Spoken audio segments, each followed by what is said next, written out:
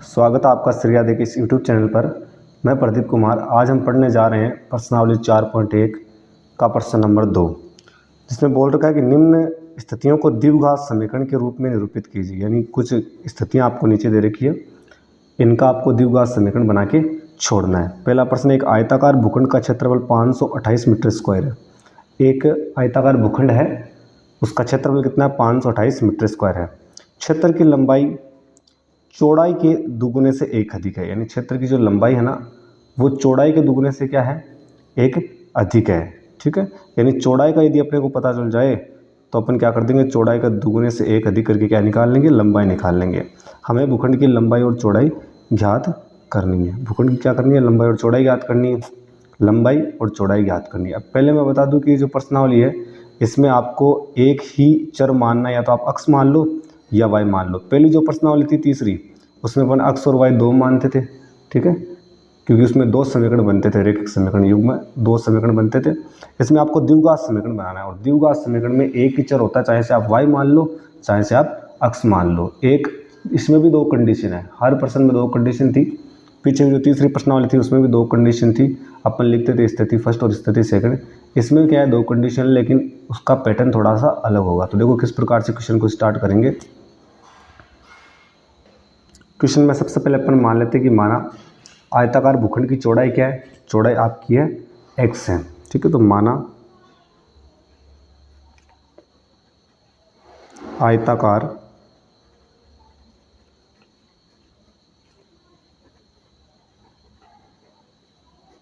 भूखंड की चौड़ाई बराबर क्या है? x है। आयताकार भूखंड की चौड़ाई क्या है? x है। तो लंबाई क्या हो जाएगी? तो लंबाई प्रश्न में ये बोल रखा था, लंबाई क्या है? लंबाई आपकी चौड़ाई के दुगुने से एक अधिक है। तो चौड़ाई x है, इसका दुगुना 2x, इससे क्या अधिक है? एक अधिक है। तो आपकी जो लंबाई है ना, वो चौड़ाई के दुगुने से कितनी अधिक है? एक अधिक है। अब प्रश्न में एक चीज़ बोल रखी है कि आयताकार भूखंड का जो क्षेत्रफल है ना, वो कितना है? 528 मीटर स्क्वायर। तो मैं यहाँ पे लिख देता हूँ आयताकार भूखंड का क्षेत्रफल कितना है? 528 मीटर स्क्वायर, ये दे रखा है। अब भूखंड आयताकार है तो आयत का सूत्र काम आएगा। आयत का क्षेत्रफल आपका क्या होता है? लंबाई गुणा चौड़ाई। ठीक है, लंबाई गुणा चौड़ाई। तो यहाँ पर तो लगा देता हूँ लंबाई गुणा चौड़ाई। ठीक है, इस लाइन की जगह तो लगा दिया लंबाई गुणा चौड़ाई बराबर, इधर क्या है? 528। ठीक है, और ये क्या है? Metre square. तो मीटर स्क्वायर को भी काम में नहीं लेंगे, क्योंकि अब जोड़ भाग की गुणा भाग करेंगे, और जहाँ पर कैलकुलेशन करते हैं वहाँ पर मात्रा को काम में नहीं लेते। अब लंबाई क्या अपने पास? लंबाई अपने पास 2x प्लस 1। ठीक है, और चौड़ाई क्या है? चौड़ाई अपनी है x बराबर 528। ठीक है, x को 2x से गुणा करेंगे तो 2x का स्क्वायर, प्लस x को 1 से गुणा करेंगे तो x बराबर 528 हो जाएगा। तो 2x का स्क्वायर है और प्लस x भी है। 528 प्लस का रहते हैं माइनस का 528, और बराबर में क्या आ गया? 0। और बराबर में आपको 0 रखना है, क्योंकि द्विघात समीकरण के बराबर में क्या होता है? 0 होता है। तो ये इसका क्या हो गया? उत्तर हो गया। आपको क्या करना है? आपको ये समीकरण बना के ही छोड़ना है, आगे नहीं करना है। द्विघात समीकरण बना के छोड़ना है, आगे आपको करना नहीं है। अब देखो आगे वाला क्वेश्चन। देखो 2 नंबर क्वेश्चन है कि दो क्रमागत धनात्मक पूर्णांकों का गुणनफल 306। क्रमागत धनात्मक पूर्णांक का मतलब, पूर्णांक का मतलब संख्या, और धनात्मक पूर्णांक लेनी है आपको, प्लस वाली संख्या लेनी है, तो क्रमागत लेनी है। यदि पहले आपने 1 ले ली तो दूसरी 2 लोगे, पहले आपने 10 ले ली तो दूसरी 11, पहले आपने 15 ले ली तो दूसरी 16, ऐसे क्रमागत लेनी है, लगातार लेनी है। का गुणनफल 306 है। हमें पूर्णांकों को ज्ञात करना है। दो क्रमागत धनात्मक पूर्णांकों की बात हो रही है। देखो क्वेश्चन को कैसे हल करेंगे। अब यहाँ पे क्रमागत धनात्मक पूर्णांक की बात हो रही है, तो एक रफ काम यहाँ पे मैं चला रहा हूँ, वो देखना आप। रफ काम क्या है? क्रमागत धनात्मक पूर्णांक का मतलब है आपको प्लस की संख्या लेनी है, लगातार लेनी है। पहले यदि आपने 10 ले ली ना, तो आगे वाली 11 लेनी है। पहले आपने 15 ले ली तो आगे वाली क्या लेनी है? 16। पहले आपने 18 ले ली तो आगे वाली 19 लेनी है। पहले आपने 20 ले ली तो आगे वाली क्या लेनी है? 21 लेनी है। अब आपको पता है कि पहली संख्या तो आपको ऐसे ही मान लो, आगे वाली संख्या कब आएगी? जब इसमें अपन 1 जोड़ेंगे। 10 में 1 जोड़ा तो 11, 15 में 1 जोड़ा तो 16, 18 में 1 जोड़ा तो 19, और 20 में 1 जोड़ा तो क्या आया? 21 आया। तो अपन क्या कर सकते हैं, आपको दो धनात्मक पूर्णांक लेने हैं। तो पहला तो क्या मान लिया, x माना पहला धनात्मक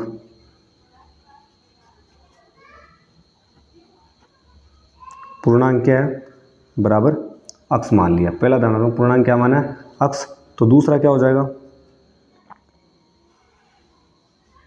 दूसरा क्या करना है आपको, दूसरा पहला तो कोई सा मान लो, दूसरा कब आएगा, तो पहले में एक जोड़ेंगे, पहले में एक जोड़े तो दूसरा आ रहा है, तो पहला अपन x माना तो x में क्या जोड़ दें, एक जोड़ दें, तो दूसरा धनात्मक पूर्णांक आ गया। अब क्या बोल रखा है, दोनों धनात्मक पूर्णांकों का जो गुणनफल है ना वो 306 है। ठीक है, धनात्मक पूर्णांकों का गुणनफल कितना दे रखा है, 306। धनात्मक पूर्णांकों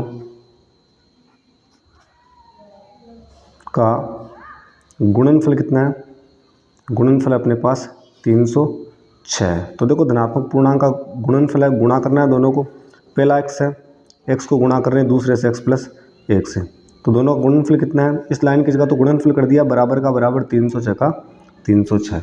ठीक है, अब x को x से करेंगे तो x का स्क्वायर प्लस x को x से करेंगे तो x बराबर 306, तो x का स्क्वायर है प्लस x तो है, और ये 306 प्लस कर देते हैं माइनस का 306, और बराबर में क्या हो गया, 0। ये क्या हो गया, आपका उत्तर हो गया। आगे बात समझ में। अब देखो नेक्स्ट क्वेश्चन 3 नंबर। अब बात करते हैं अपन 3 नंबर प्रश्न की, कि रोहन की माँ उससे 26 वर्ष बड़ी है। रोहन की माँ कितनी वर्ष बड़ी है, उससे 26 वर्ष बड़ी है। यदि रोहन की आयु अपन को पता चल जाए तो उसकी आयु में 26 जोड़ देंगे तो उसकी माँ की आयु आ जाएगी। उनकी आयु का गुणनफल अब से 3 वर्ष पश्चात 360 हो जाएगा, और उनकी आयु का जो गुणनफल है ना अब से 3 वर्ष बाद 360 हो जाएगा। हमें रोहन की वर्तमान आयु ज्ञात करनी है। तो रोहन की क्या करनी है, वर्तमान आयु ज्ञात करनी है।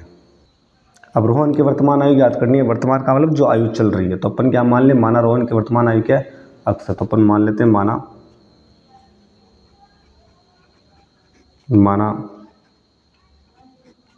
रोहन की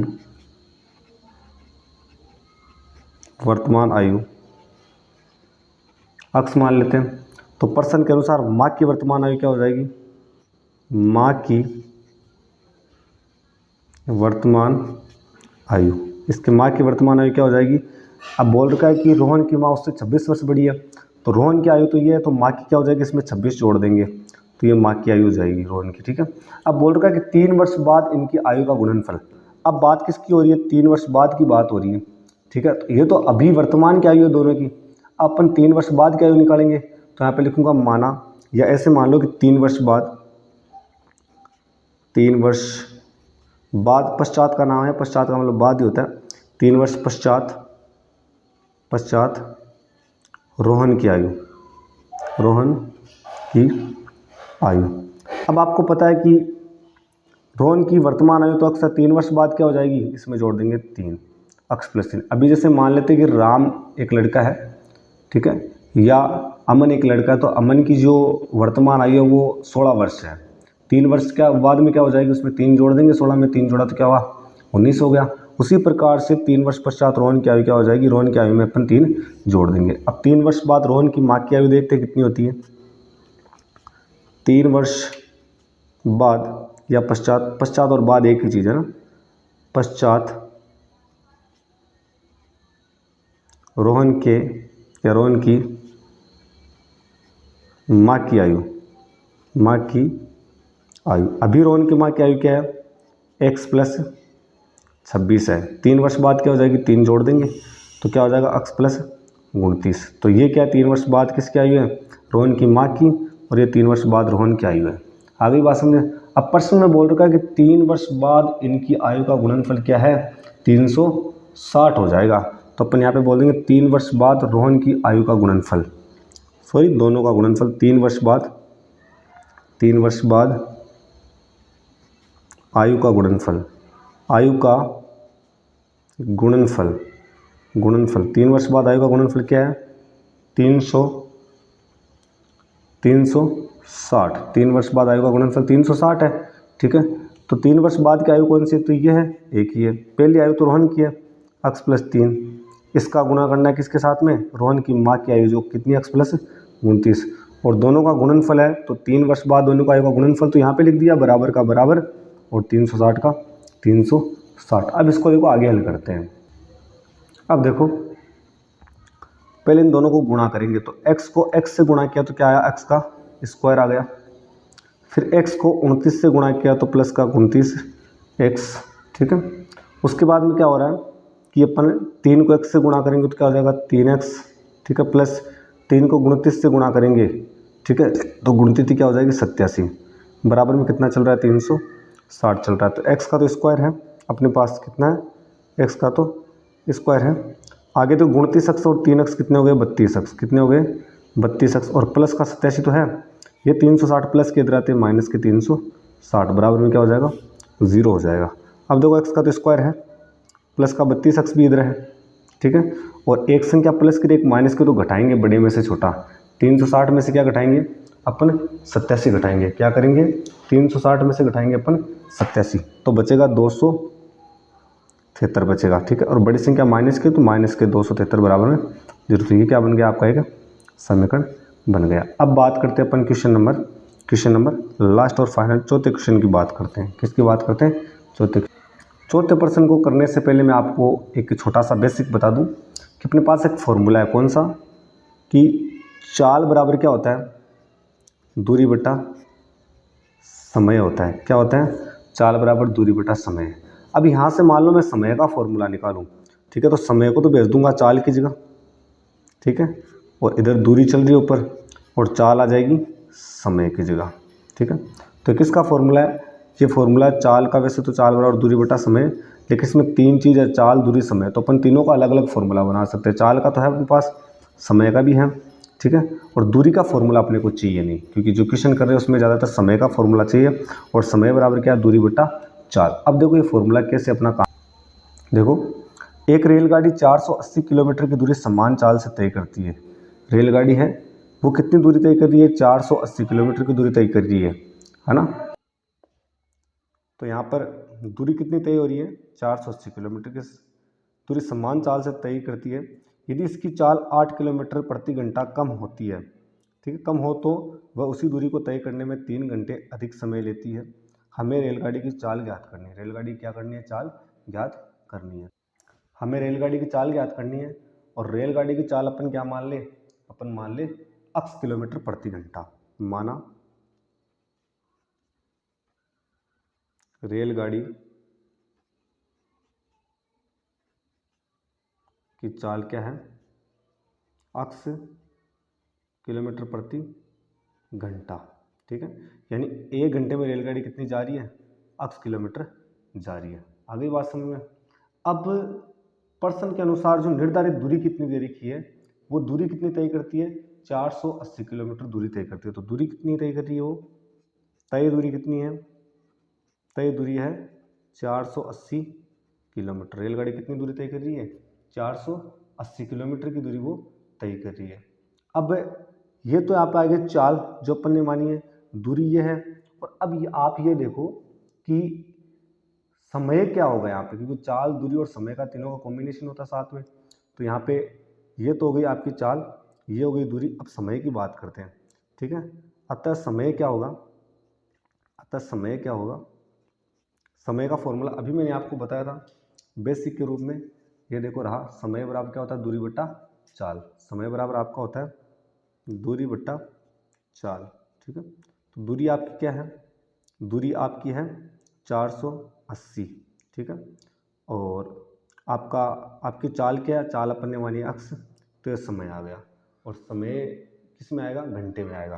किस में आएगा, घंटे में समय आएगा। किस में आ गया, घंटे में आ गया। अब बोला जा रहा है कि 8 किलोमीटर आपकी जो चाल है, ठीक है, वो 8 किलोमीटर प्रति घंटा कम हो जाए, ठीक है। यदि चाल 8 किलोमीटर प्रति घंटा कम हो तो पहले चाल थी अक्स, अब 8 किलोमीटर क्या हो गई, कम हो गई, तो क्या हो गई अक्स माइनस 8 किलोमीटर प्रति घंटा, ठीक है। पहले तो रेलगाड़ी जा रही थी 1 घंटे में अक्स किलोमीटर, अब रेलगाड़ी जा रही है 1 घंटे में अक्स माइनस 8 किलोमीटर, ठीक है। तो अब आपकी आपका समय क्या होगा, अब समय क्या होगा, समय का सूत्र वही है, दूरी बटा चाल। दूरी क्या है 480, जबकि चाल चेंज हो गई है क्या, अक्स माइनस 8 घंटे, ये हो गई है चाल की बात, क्या हो गई, अक्स माइनस 8 घंटे। अब बोल रखा है कि है ना, अब ये बोल रखा है क्वेश्चन के अंदर, क्या बोल रखा है कि यदि चाल 8 किलोमीटर कम हो तो वह उसी दूरी को तय करने में 3 घंटे अधिक समय लेती है। यानी दोनों चालों का, दोनों समयों का अंतर कितना है, 3 है। दोनों समय का अंतर कितना है, दोनों समय का अंतर 3 है। तो पहले तो मान लो ये लिख रहा हूँ मैं, ये समय कौन सा है, 480 बट्टा एक्स माइनस 8, ठीक है, ये कम समय है। और पहले समय क्या था, पहला समय अपना था 480 बट्टा अक्स, ठीक है, और इन दोनों का अंतर कितना है 3, कि 3 घंटे अधिक समय लेती है। कब लेती है, जब इसमें से अपन 8 किलोमीटर चाल कम कर देते हैं, ठीक है। तो ये क्या लेती है, 3 घंटे अधिक समय लेती है। अब अपने को क्या करना पड़ेगा, नॉर्मल इसको सोल्व कर लो और अपना इक्वेशन बन जाएगी, द्विघात समीकरण बन जाएगा, ठीक है। यहाँ पे लिख देना प्रश्नानुसार कि ये चीज़ कहाँ से बनाई है, ये प्रश्नानुसार अपन ने बनाई है, ठीक है, प्रश्नानुसार बनाई है। अब दोनों में देखो एलसीएम लेंगे, तो एलसीएम कैसे करते हैं, इसको इससे गुणा करके एलसीएम लेते हैं, तो एक्स माइनस 8 गुणा एक्स, फिर 480 को एक्स से गुणा, 480 एक्स माइनस 480 को गुणा करना है एक्स माइनस 8 से, तो 480 गुणा एक्स माइनस 8 कर देता हूँ मैं, बराबर 3 है। तो ऊपर तो देखो क्या है, ऊपर तो आपका चल रहा है एक तो 480 एक्स, एक माइनस 480 को एक्स से गुणा किया तो माइनस के 480 एक्स, कंप्लीट हो गया। उसके बाद में क्या है, इस माइनस को पहले इससे गुणा किया तो ये हो गया प्लस। अब 480 को 8 से गुणा करेंगे तो 0, और 64 का 4 हासिल की 6, 8 चौक 32 और 6 38, ठीक है, इधर का काम हुआ पूरा। बराबर में 3 तो चल रहा है, ये चीज़ें आपकी भाग में इधर आती है, किसमें आ जाएगी, गुणे में, तो एक्स माइनस 8 और गुणा में एक्स, ये तीनों चीज़ें गुणा में आ गई, भाग में थी उधर जाके गुणा में चल गई 3 की। तो यहाँ पर क्या हो जाएगा, 480 प्लस का और माइनस का तो कट गया, कटा, तो इधर बचा क्या, इधर ये बचा कि 3840 बराबर क्या, 3 को एक्स से गुणा किया 3 एक्स, ठीक है, और माइनस 3 को 8 से गुणा किया तो 8 3 24, अभी गुणा में एक्स और बचा है, तो ये गुणा में एक्स और लगा। तो ये आप ऐसे भी कर सकते हो, कैसे कर सकते हो, देखो आपको बता दूँ 3 तो है, ठीक है, और एक्स को अंदर गुणा कर दो तो एक्स स्क्वायर, माइनस एक्स को 8 से गुणा किया तो 8 एक्स, कंप्लीट है। इधर क्या बचा, अब 3840 तो है, और बराबर 3 को एक्स स्क्वायर से गुणा किया तो 3 एक्स का स्क्वायर, माइनस 3 को 8 से गुणा किया तो 8 3 24 एक्स, ये कंप्लीट हो गया। आगे अब क्या करना है, आगे देखना आप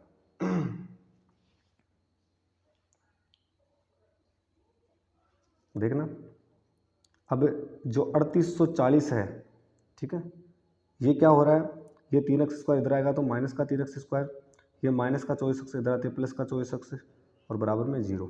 अब देखो इसको सही जताते, द्विघात समीकरण में पहले एक्स स्क्वायर का पद होता है तो माइनस का 3 एक्स का स्क्वायर, फिर एक्स का पद प्लस का 24 एक्स, फिर संख्या 3840 बराबर में 0। अब पहले माइनस आए तो पूरा समीकरण का चिन्ह चेंज कर देते, कैसे, ये प्लस का हो जाएगा 3 एक्स स्क्वायर, ये माइनस का 24 एक्स हो जाएगा, और ये माइनस का 3840 बराबर 0 हो जाएगा, ठीक है। जो था माइनस का वो प्लस का, ये प्लस का माइनस का, और ये प्लस का था तो माइनस का हो गया। अब देखो लास्ट स्टेज क्या है कि ये आपका आंसर सही है, लेकिन पूरा समीकरण है वो 3 से भाग जा रहा है पूरे समीकरण में, ठीक है, पूरे समीकरण में 3 का भाग जा रहा है, 3 का भाग इस 3 में गया तो एक बार चला गया, मतलब बचा उसका स्क्वायर। इस 24 में 3 का भाग गया तो कितनी बार गया, ये गया 8 बार, तो 8 3 24 8 बार।